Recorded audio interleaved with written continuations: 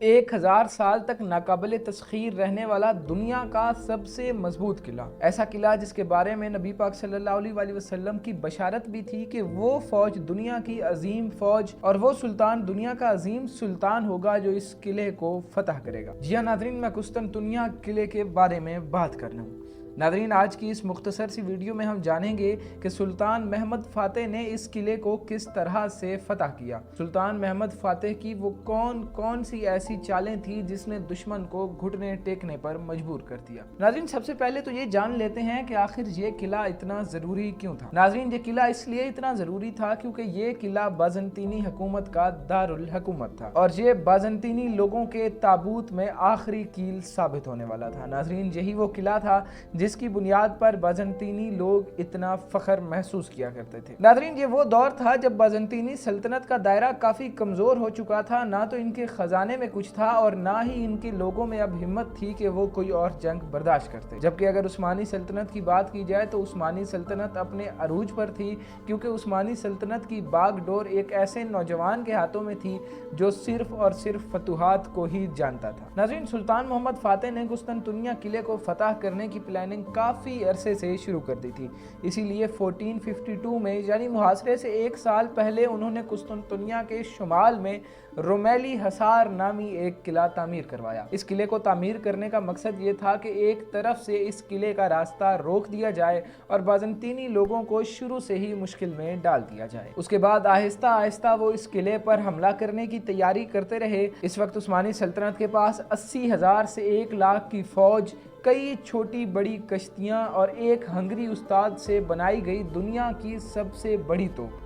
इस तोप को शाही तोप का भी नाम दिया गया है और दुनिया का काफ़ी बड़ा बहरी बेड़ा भी बनाया गया ताकि इस किले को ना सिर्फ ज़मीन से फतह किया जाए बल्कि समंदरी तरफों से भी हमला करके इस किले को फतह कर लिया जाए। तो नाज़रीन, अब इस किले की फतूहात के वाक़यात की तरफ बढ़ते हैं। तो उस्मानी सुल्तान ने 6 अप्रैल 1953 को इस किले का मुहासरा शुरू कर दिया, जबकि बाज़ंतीनी फौज ने भी अपने किले की दिफा की पूरी कोशिश की और ये वाहिद किला था जिसकी दीवारें इतनी मजबूत थी कि इन दीवारों को तोड़ने में 55 दिन लग गए।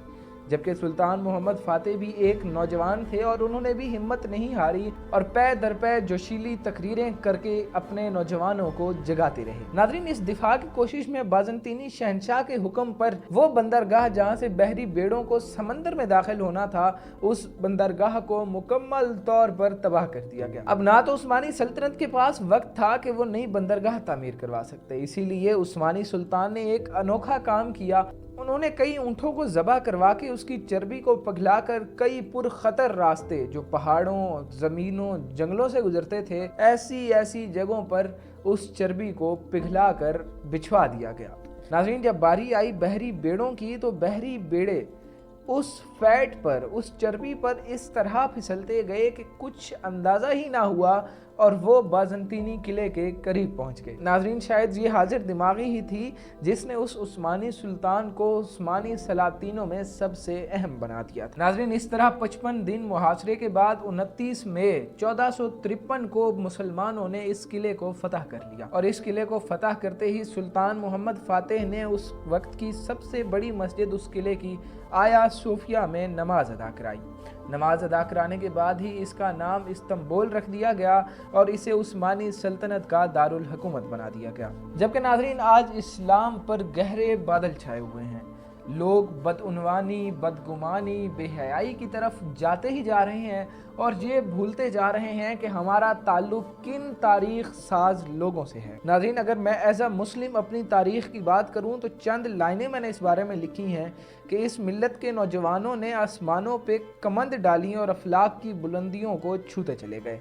हम जुर्रत व बहादुरी में सुल्तान टीपू बने, हैदर की तलवार बने, फारूक की ललकार बने, हम शायरी में शिराजी बने, हम नगमा गिरी में फिरदौसी, हम साज बने तो बुल्ले शाह, हम सोज बने तो वारिस शाह, हम अक्ल बने, हम वजद बने, हम रक्स बने, हम सच्चल सर मस्त बने।